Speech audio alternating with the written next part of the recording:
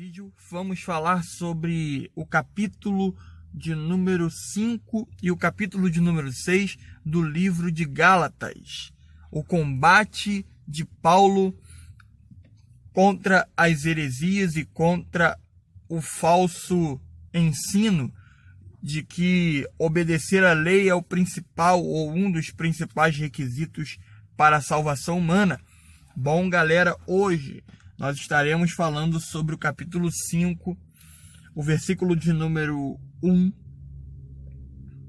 ao versículo de número 4, diz assim: Estais, pois, firmes na liberdade com que Cristo nos libertou, e não torneis a meter-vos debaixo do jugo da servidão. Eis que eu, Paulo, vos digo que se vos deixar de circuncidar, Cristo de nada vos aproveitará. E de novo, protesto a todo homem que se deixa circuncidar, que está obrigado a guardar a lei. Separados estáis de Cristo, vós os que vos justificais pela lei, da graça tendes caído. Alguns dos Gálatas tinham substituído sua fé em Cristo pela fé na obediência à lei. Paulo declara que os tais caíram da graça. Cair da graça é estar alienado de Cristo. É abandonar o princípio da graça de Deus, que com Cristo, e deixar de permanecer nele. Então, Paulo já começa no versículo de número 1, dizendo: vocês estão livres. Então permaneça firme nessa liberdade com que Cristo vos libertou. Liberdade de quê? Liberdade do jugo da servidão à lei, porque a lei escravizava o homem à condenação, porque o homem ele não conseguia se manter puro ou se manter inocente diante da lei, porque a lei manifestava o pecado, manifestava aquilo que estava alienado da vontade de Deus. Então Paulo está dizendo já no versículo de número 1 que nós devemos, ou os Gálatas deveriam se manter firmes, né? E não acontecer o que aconteceu no versículo 4. Da graça tendes caído.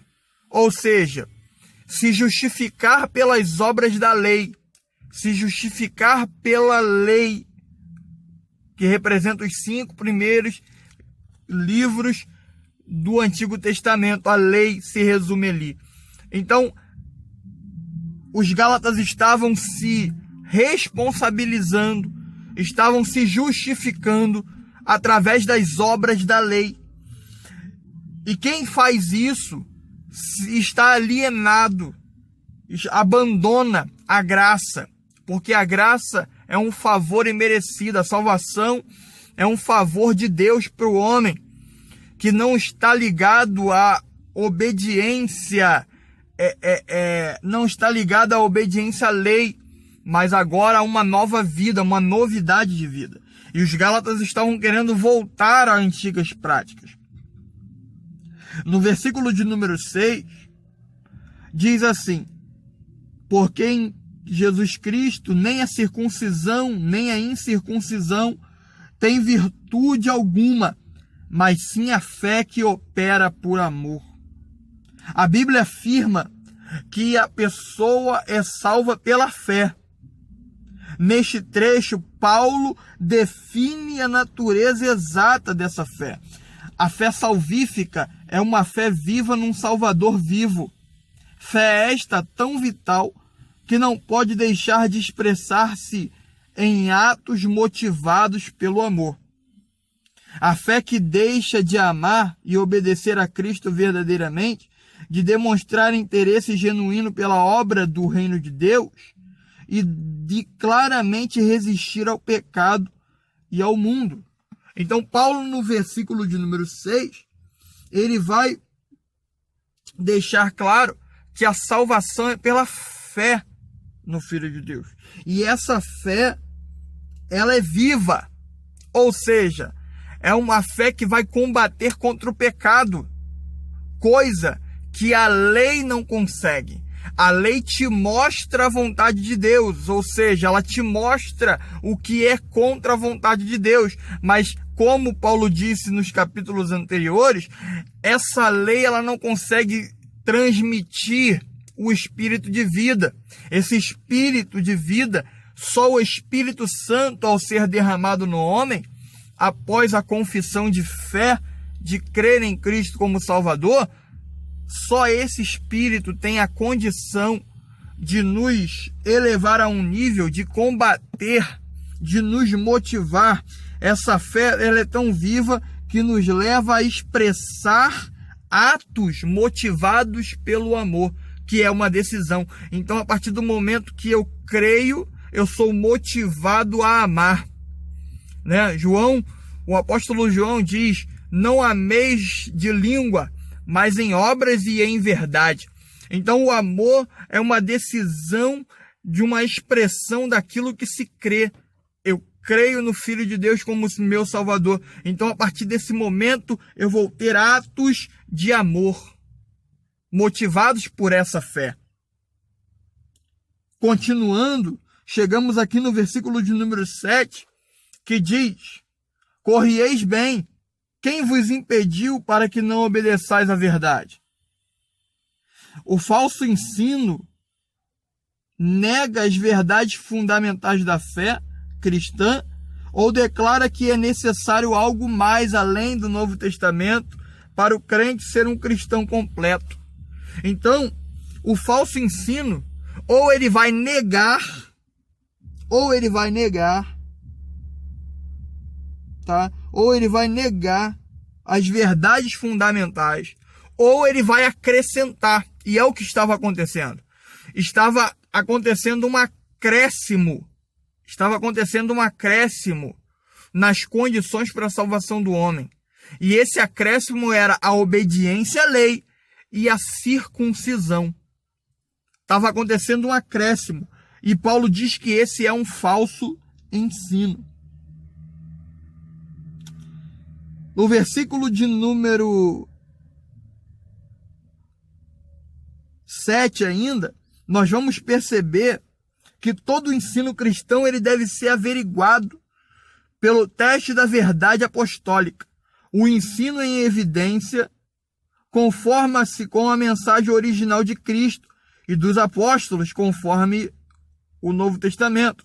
Devemos fazer as duas seguintes perguntas: algum ensino omite parte da mensagem apostólica ou acrescenta algo extra-bíblico, embora reconhecendo a mensagem apostólica? Nunca devemos averiguar tais ensinos exclusivamente pelos nossos sentimentos, experiências, resultados, milagres ou por aquilo que outras pessoas estão dizendo. O Novo Testamento é o padrão supremo da verdade. Então, toda pregação, ela deve ser averiguada de acordo com a mensagem apostólica, ou seja, a mensagem do Novo Testamento. Toda mensagem, ela deve estar baseada em fundamentos da verdade pregada por Cristo no Novo Testamento. E não por experiências, por milagres, por toda essa parafernália que possa acontecer fora daquilo que a palavra diz. O padrão da mensagem cristocêntrica é o próprio Cristo. Tudo que acrescentar a mais deve ser anátema, ou seja, maldição. Versículo de número 13. Nós somos chamados à liberdade, porque vós, irmãos, foste chamados à liberdade. Não useis então da liberdade para dar ocasião à carne, mas servi-vos uns aos outros pela caridade. Então somos chamados à liberdade no versículo 13. E essa liberdade não é para nós darmos lugar ao pecado. e nem para darmos de novo liberdade ao jugo da servidão, ao pecado. No versículo de número 17, diz, porque a carne cobiça contra o espírito. Há uma luta. E o espírito contra a carne, e estes se opõem um ao outro para que não faça o que vocês desejam. O conflito espiritual interiormente no crente envolve a totalidade da sua pessoa. Este conflito resulta numa completa submissão às más inclinações da carne, o que significa voltar ao domínio do pecado, ou numa plena submissão à vontade do Espírito, continuando o crente sobre o senhorio de Cristo. O campo de batalha está no próprio cristão, e o conflito continuará por toda a vida terrena, visto que o crente, por fim, reinará com Cristo. Então há um conflito entre o nosso espírito e a carne. É um conflito entre o Espírito de Deus, nosso espírito não. Voltando, recapitulando. Entre o Espírito de Deus e a nossa vontade. É por isso que Cristo fala, aquele que quiser vir após mim, negue-se a si mesmo. Tome a sua cruz e aí siga-me.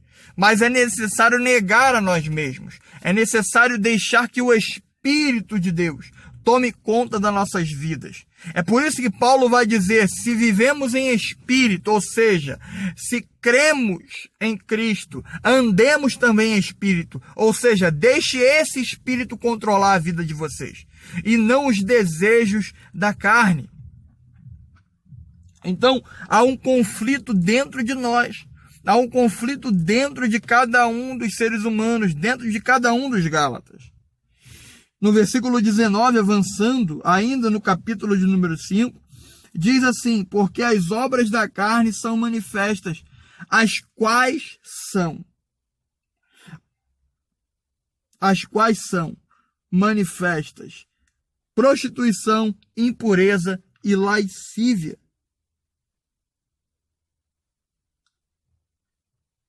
O 20 diz, idolatria, feitiçaria, inimizade, porfia, emulação, ira, peleja, dissensão e heresia. Até o vídeo vamos falar sobre o capítulo de número 5 e o capítulo de número 6 do livro de Gálatas.